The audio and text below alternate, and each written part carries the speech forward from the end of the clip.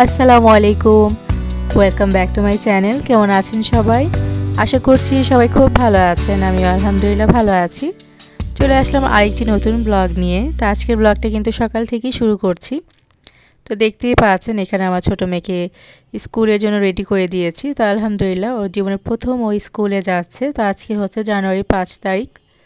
তো 5 তারিখ থেকে কম বেশি সব স্কুলেই ক্লাস শুরু হয়ে গেছে। তো এই তো দুই মেয়েকে নিয়ে এখন স্কুলের দিকে যাচ্ছি। তো সাথে কিন্তু আমার হাজব্যান্ডও যাচ্ছে। তো আমরা চারজনই যাচ্ছি, যেহেতু আজকে আমার ছোটো মেয়ের প্রথম দিন। তো ওর যেন খারাপ না লাগে, তো সেই জন্য আমরা দুইজনই ওর সাথে যাচ্ছি। তো এই তো ওকে স্কুলে ঢুকিয়ে দিয়ে প্রায় 1 ঘন্টা পর ওর সাথে একটু দেখা করতে গেলাম। তো ওর ক্লাস ছিল সেকেন্ড ফ্লোরে। তো সেকেন্ড ফ্লোরে গিয়ে যেহেতু আমার মেয়েকে নার্সারিতে ভর্তি করেছি, তো নার্সারি ক্লাসে দেখলাম যে ও নেই। তো অনেক খোঁজাখুঁজি করে দেখলাম যে ক্লাস 1-এ ও বসে আছে। তো দেখে তো একদমই পুরাই অবাক। তো টিচারকে বললাম যে ও তো ক্লাস 1-এ বসে আছে। তো তারা বলল যে তাদের ভুল হয়ে গেছে, আসলে স্কুলে যে খালারা থাকে তারা ভুল করেছে। তো স্কুলে তো অভিভাবকদের ঢোকা একদমই নিষেধ। তো যখন ওকে স্কুলে নিয়ে যাই, তো দারোয়ান কোনো গার্জিয়ানদের আসলে ঢুকতে দেয়নি। তো তাদের হাতে দিয়ে দিয়েছিল, খালাদের হাতে। তো খালারা একটু ভুল করে আমার ছোটো মেয়েকে নার্সারিতে না নিয়ে ক্লাস 1-এ ঢুকিয়ে দিয়েছিল। তো 1 ঘন্টা ও ক্লাস 1-এ ছিল। আসলে যেহেতু প্রথম দিন, টিচাররাও হয়তো বুঝতে পারেনি, মনে করেছে যে ও ক্লাস 1-এরই হয়তো। তারপর ওকে নার্সারিতে ঢুকিয়ে দিলাম। তখন ও টিচার বলল যে আসলে আমি সেটাই চিন্তা করছিলাম যে একটা বাচ্চা কেন কম। তো এই তো এখন ক্লাস ছুটি হয়ে গেছে, যেহেতু শীতকাল, তো তেমন বেশি ক্লাস হয়নি, প্রায় 2 ঘন্টার মতো ক্লাস হয়েছে ওদের। তো এখন এই তো দুই মেয়েকে নিয়ে বাসায় যাচ্ছি। তো সম্পূর্ণ 2 ঘন্টা কিন্তু স্কুলেই ছিলাম আমি আর আমার হাজব্যান্ড। তো ভালোই লেগেছে। অনেক পরিচিত মানুষদের সাথেই আসলে দেখা হয়েছিল। আমার হাজব্যান্ডের বন্ধুর ওয়াইফও ছিল আমার সাথে। তো তার সাথে গল্প করতে করতে সময় কখন চলে গেছে বুঝতেই পারিনি। তার ছেলেকেও ভর্তি করিয়েছে এবার। আর এই তো আমরা একটা বড় অটো নিয়ে নিয়েছি। এখন অটো দিয়ে আমরা চারজনই বাসায় চলে যাচ্ছি। আমার হাজব্যান্ড সামনে বসেছে আর পিছনে আমরা তিনজন। দেখতেই পাচ্ছেন অটোটা কিন্তু বেশ বড়।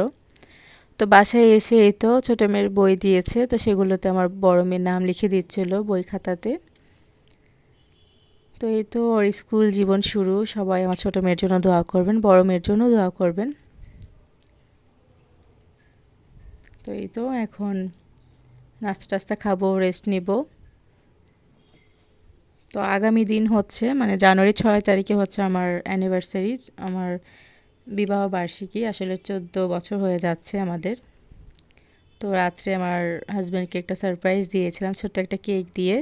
তো যেই ভাবির কথা বললাম, মানে আমার হাজব্যান্ডের বন্ধুর ওয়াইফ, তিনি খুব সুন্দর কেক বানাতে পারে। তো তার থেকে কেকটা অর্ডার দিয়ে নিয়ে এসেছি। তো স্কুলে ভাবির সাথে দেখা হয়েছিল যেহেতু, তো সেখানেই ভাবিকে অর্ডার দিয়ে দিয়েছিলাম কেকের জন্য। তো ভাবিকে বললাম যে রাতে যেন কেকটা পাঠিয়ে দেয় যখন আমার হাজব্যান্ড বাসায় থাকে না। তো তখনই সে কেকটা পাঠিয়েছে। আলহামদুলিল্লাহ আমার হাজব্যান্ড ও দেখতে পারেনি, ও যখন বাসায় ছিল না তখনই কেকটা নিয়ে এসেছে।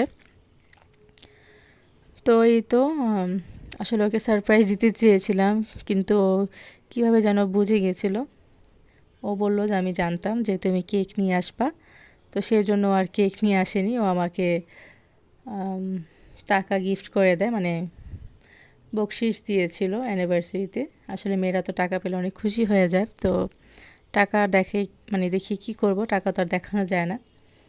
তো এই তো আমার পক্ষ থেকে ছোট্ট একটা উপহার, ওর জন্য কেক নিয়ে এসেছি। তো কেকটা কেমন হয়েছে অবশ্যই কমেন্ট করে জানাবেন। আর সবাই আমাদের জন্য দোয়া করবেন যেন আমরা এভাবেই আমাদের বাকি জীবনগুলো সুখে শান্তিতে পার করতে পারি। তো এই তো আমি একটু রেডি হয়েছিলাম, লালটা 3 পিস পরেছি, আমার হাজব্যান্ডকে লাল টি-শার্ট পরিয়ে দিলাম। আর আমি একটু মেহেদি লাগিয়েছিলাম, একটু লাল চুড়ি পরেছিলাম, একটু টুকটাক সাজুগুজু করেছিলাম। তো বাসায় আমার মেজো বোন এসেছিলো বিকেল দিকে। তো ও বলছিল যেন আমি একটু সাজুগুজু করি। আসলে ওর অনুরোধে আমি একটু সাজুগুজু করেছি, নাহলে আমার এখন সাজুগুজু করতে একদমই ভালো লাগে না। তো এই তো ছবি টবি তুলছিলাম। তো বড় মেয়েকে খুব কম দেখা যাচ্ছে, কারণ বড় মেয়ে হচ্ছে এখন ক্যামেরাম্যান। আর যেহেতু আমার বাসায় আম্মু আছে, আম্মু তো আর ক্যামেরা ধরতে পারবে না, মানে ভিডিও করতে পারবে না, তাই বড় মেয়েকে দিয়ে ভিডিওটা করিয়েছি। তো এই তো আর কেক কাটার পর ঠিক মানে কেক কাটতে কাটতে প্রায় 12:30 বেজে গেছে আমাদের। তো 12:30টার দিকে আমার হাজব্যান্ড বললো যে পোলাও কেন রান্না করলাম না। আসলে যেহেতু সবার একটু স্বাস্থ্য বেড়ে যাচ্ছে, তাই রাতে আমরা এখন ভাতটা তেমন একটা খাই না, তো সেজন্য আমি পোলাও টোলাও রান্না করিনি। তো ও বলছিল কেন পোলাও রান্না করলাম না, তো ওর কথাতে আবার পোলাও রান্না করলাম। আর যেহেতু মুরগি ডিপ ফ্রিজে, সেটা ছোটাতে অনেক টাইম লাগবে। আর সেদিন যেহেতু আমার মেজো বোন এসেছিলো, ও কিছু চিকেন ফ্রাই নিয়ে এসেছিলো আমাদের জন্য। তো সেগুলো যেহেতু ছিল, তাই আম্মু বললো শুধু ডিম ভুনা করতে আর পোলাও রান্না করতে, শর্টকাটে এটাই হয়ে যাবে। তো এই তো ডিমটা আম্মু তাড়াতাড়ি সিদ্ধ দিয়ে দিয়েছে, তার আমি তাড়াতাড়ি পোলাওটাও রান্না করে নিচ্ছি। তো এই তো আমার হাজব্যান্ডের অনুরোধে আজকের খাবার দাবার পোলাও, ডিম ভুনা আর চিকেন ফ্রাই ছিল যেহেতু। তো কেমন হয়েছে আজকের ব্লগটা অবশ্যই কমেন্ট করে জানাবেন। আর এতক্ষণ আমার ব্লগটি দেখার জন্য সবাইকে অনেক অনেক ধন্যবাদ। সবাই ভালো থাকবেন। আল্লাহ হাফেজ।